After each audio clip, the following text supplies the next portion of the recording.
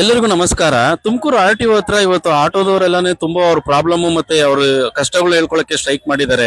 ಏನು ವಿಷಯ ಅಂತ ಹೇಳಿದ್ರೆ ಇತ್ತೀಚೆಗೆ ರ್ಯಾಪಿಡೋ ಬಂದ್ಬಿಟ್ಟು ತುಂಬಾ ಜಾಸ್ತಿ ಆಗ್ತಿದೆ.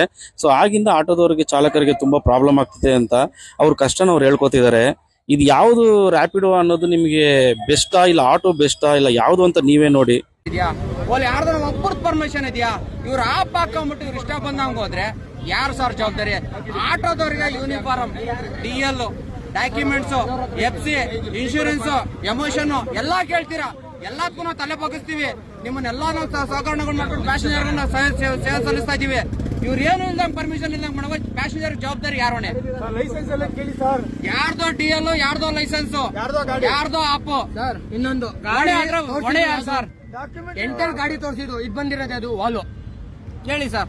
ನಿಮ್ಮ ಅಭಿಪ್ರಾಯ ಇವಾಗ ಅವ್ರು ಎಲ್ಲಾರು ಪರ್ಮಿಷನ್ ಇಟ್ಕೊಂಡಿದ್ರೆ ಮಾಡಬಹುದು ಅಂತ ಈಗ ಒಂದ್ ನಿಮಿಷ, ಈಗ ನಾವು ಮಾಡಬಹುದು ಅಂತ ಒಂದು ಆಟೋಗೆ RC ಕಾರ್ಡ್ ಅಂತ ಕೊಡ್ತಾರೆ ಸರ್. ಒಂದ್ ನಿಮಿಷ, ಒಂದು ಆಟೋಗೆ RC ಕಾರ್ಡ್ ಅಂತ ಕೊಡ್ತಾರೆ, ಒಂದು DL ಅಂತ ಕೊಡ್ತಾರೆ, ಎರಡು ಮೆನ್ಷನ್ ಇರುತ್ತೆ, ಆಟೋ ಪರ್ಮಿಟ್ ನಂಬರ್ ಇರುತ್ತೆ, TDP ನಂಬರ್ ಇರುತ್ತೆ. ಇವ್ರು TDP ನಂಬರ್ ಇದೆಯಾ? ಇಲ್ಲ. ಒಳ್ಳೆ ಡಾಕ್ಯುಮೆಂಟ್ಸ್ ಇದೆಯಾ? ಇಲ್ಲ. ಇಲ್ಲ. ಒಳ್ಳೆ ಎಷ್ಟು ಕಿಲೋಮೀಟರ್ ಪರ್ಮಿಷನ್ ಅಂತ ಲೆಟರ್ ಪ್ಯಾಸೆಂಜರ್ ಹೊಡಿಯಕ್ ಕೊಟ್ಟಾರ? ಪರ್ಮಿಷನ್ ಕೊಟ್ಟಾರ? ಲೆಟರ್ ಇದೆಯಾ?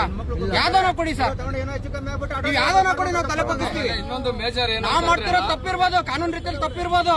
ನಾವು ಕಾನೂನು ಕೇಳಕ್ಕೆ ನಮ್ಗೆ ಯಾರು ಅಧಿಕಾರ, ಯಾರು ಪರ್ಮಿಷನ್ ಕೊಡ್ತಾ ಇಲ್ಲ. ಬಟ್ ನಮ್ಮನ್ನ ಯಾರು ಸಹಕಾರ ಮಾಡ್ತಿಲ್ಲ. ಎಷ್ಟು ದಿವಸ ಅಂತ ತಾಳ್ಮೆ ಮಾಡೋಣ ನಾವು ಇದನ್ನ?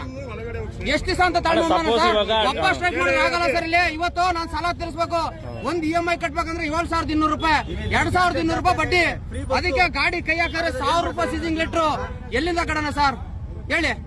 4,30,000 ರೂಪಾಯಿ, 1,50,000 ರೂಪಾಯಿ ಬಡ್ಡಿ ಬರ್ತೈತೆ. 7,800 ರೂಪಾಯಿ EMI ಬರುತ್ತೆ. ಇವ್ರೇನು ಇಲ್ದಂಗೆ 30,000 ರೂಪಾಯಿ ಡೌನ್ ಪೇಮೆಂಟ್ ಕಟ್ಬಿಟ್ರೆ ನಾವೆಲ್ಲೋಗೋಣ ಸರ್?